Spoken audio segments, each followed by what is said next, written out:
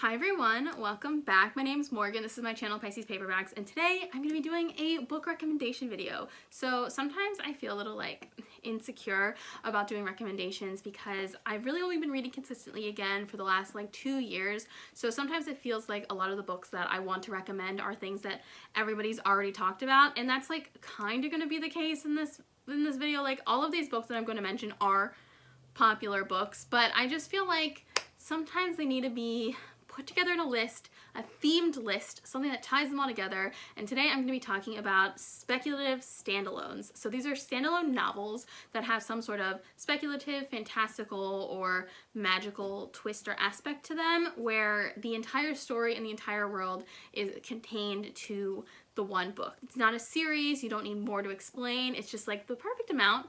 And I know that I have a couple of favorites that are like this, so I'm not going to be mentioning some of the heavy hitters. I'm purposely avoiding books that I've mentioned in other recommendation videos that I've made, and that includes The 7.5 Deaths of Evelyn Hardcastle, which I love and is this, but I'm not going to talk about it except for right now. Funny by Mona Awad, The Starless Sea by Erin Morgenstern, or Cemetery Boys by Aidan Thomas, which I don't have the physical copy here. But yeah, so those are all 4 books that are speculative standalones or fantasy standalones that I love and would recommend, but I feel like I've talked about them a lot already, so these are going to be other books that I want to talk about. The first book I want to talk about is the one that actually inspired me to make this video, because I honestly feel like I didn't talk about it enough when I read it, and I think it's because it was the very last book I read last year, and that is Things in Jars by Jess Kidd. I think I rated this a 3.5, 4 star, but it has stuck with me, guys. Really, I think about it a lot. And this is basically the story of Mrs. Bridie Devine, and she is a detective in Victorian London hired to investigate the disappearance of a young girl with extremely unique characteristics. And it also flashes back to her own childhood and connections to the current day disappearance. While I think sometimes the investigation feels a little bit dragged out, I will be honest, I truly loved the relationships in this book. I thought the dialogue was so funny. I think the writing style is purposely overwritten to sound almost a witty parody of what Victorian writing sounds like to the modern ear, and it's so interesting. I love the way London itself is a character that interacts and reacts to the events of the book in some ways, and there's a main character who's a ghost, and I love him, and it's just so interesting. I will say, I do think it ends extremely abruptly. The whole plot has been wrapped up, so don't worry about a cliffhanger or anything, but I do feel the last page just is I just want more. I just want more of it. And I'm really excited to read more from Jess Kidd, but if you're looking for a kind of fantastical detective novel, I would highly recommend picking up Things in Jars. Next is a book that literally everyone and their mother has talked about, and that is This Is How You Lose the Time War by Amal, El-Mohtar, and Max Gladstone. I finished reading this 2 days ago, and I was like, this is perfect. This is a perfect book. So this is a novella following Red and Blue, who are operatives in a time war from opposite sides. Basically, at some point in the far future, there is some sort of major event, and the future of Earth splits in 2 timelines, one going towards kind of a techno future and one going towards a nature future. And so they can't exist because there are different versions of the future, so they send spies back in time to affect events in the past to try and influence their future coming to be. And so when one operative leaves a letter to an operative from the opposite side, they kind of begin this back and forth, and they end up falling in love. And oh my gosh, the writing in this book is beautiful. I think it is the perfect length.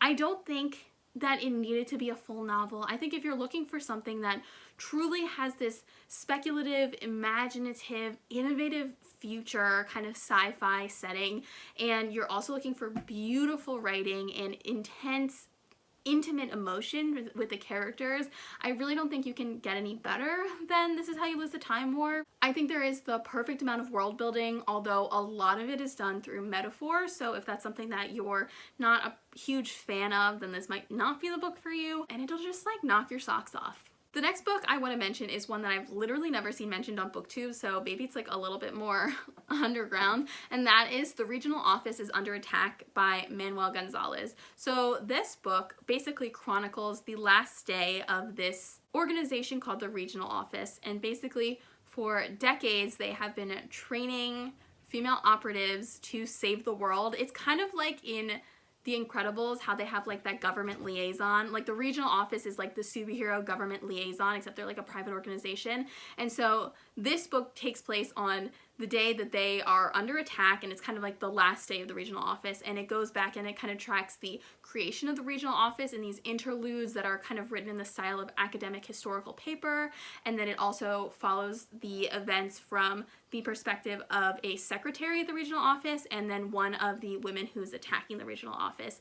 And it is so funny. I found it so interesting and so funny. It's such this inventive and unique take on like kind of the superhero trope, because it doesn't focus on the superheroes. It focuses on the people who are not quite superheroes, or the people who are kind of the administrative staff behind the superheroes, and it was just so interesting. Again, I didn't like love the ending, but for a speculative kind of sci-fi standalone where you get just a incredible taste of this interesting, complex world, I thought it was fascinating and I would highly recommend it. For a more YA addition to this list, another book that everybody and their mother has loved, but I want to contribute, and that is Pet by Akwaeki Emezi. This is a very short novel about a girl named Jam, and she lives in a future world where all like monsters have been eradicated. And by monsters, I mean like not only the people who are monsters or abusers or hurt other people, but also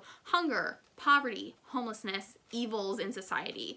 And basically one day Jam goes into her mother's art studio and accidentally brings a creature named Pet out of one of the paintings. And Pet looks at Jam and says, "There is a monster in your city and it's living in your best friend's house." And they kind of have to start investigating, and this is a book about the insidious ways that evil can kind of sneak into our best faith societies. And I loved this book. I can't wait to read more from this author. It was just fantastic. And while this is a situation where I in some ways wish the book was longer, I think it works best as kind of the allegory that it is in this length. It's exactly what it needs to be. It says exactly what it needs to say, and it doesn't say any more than that in a way that kind of obscures the message. The next book I want to mention is The Dreamers by Thompson Walker, and this book got a little bit of traction at the beginning of last year because I think it was on a lot of like pandemic book lists, because technically this book is about the epidemic of a sleeping sickness in a California town.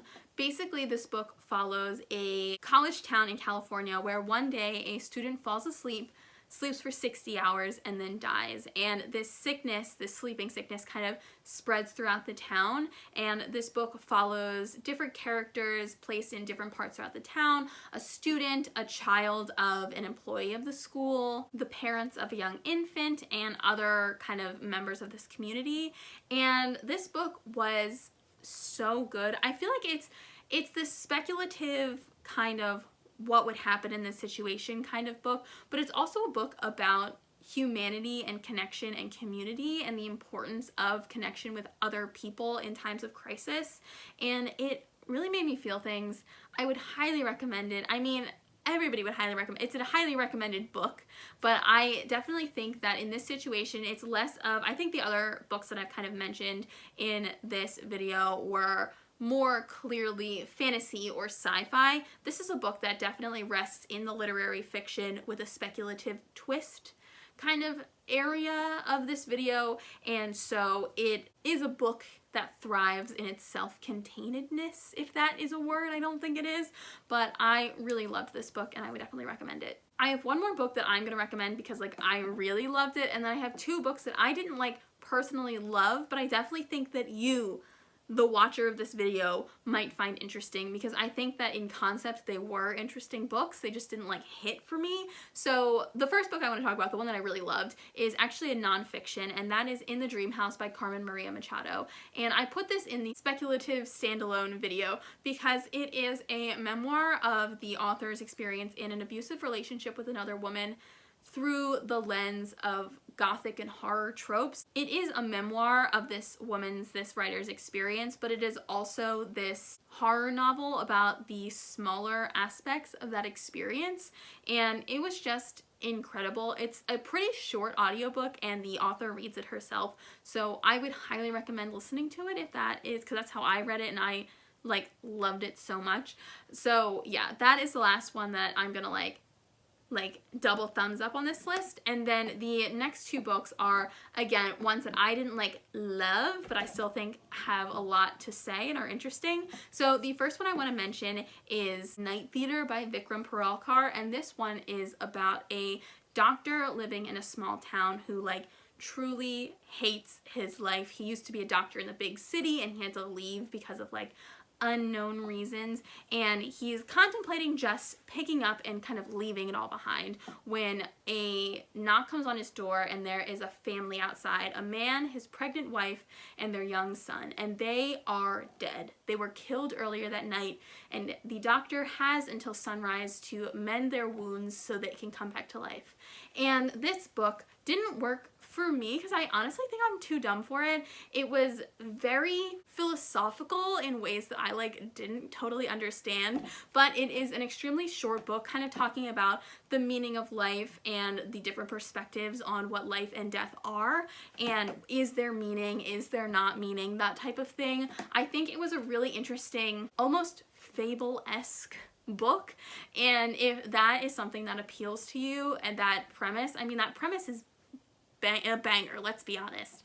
I definitely would recommend at least checking this book out because it was really interesting even if I didn't like love it. And lastly, I want to mention The Memory Police by Yoko Ogawa. This is a book about a woman living on an island where every once in a while the memory of words will just disappear. So for example, the idea of an apple will be erased, and you'll look at an apple and you won't know what it is and you won't have any emotional attachment to it, so you'll just throw it away, and then this whole town will just like throw away apples and all the apples will be gone, and then apples just don't exist anymore. That's kind of like an example of what happens. So this book is about a woman, an author, who lives on this island and things keep disappearing, but there's also people who can remember them, and there's this force, this like police force called the Memory Police, and they can kind of enforce the erasing of memories. And so the reason I want to mention this book is because it's an extremely interesting standalone, but I think the premise makes it sound a lot more like action-packed than it actually is. This is an extremely dreamy, contemplative book.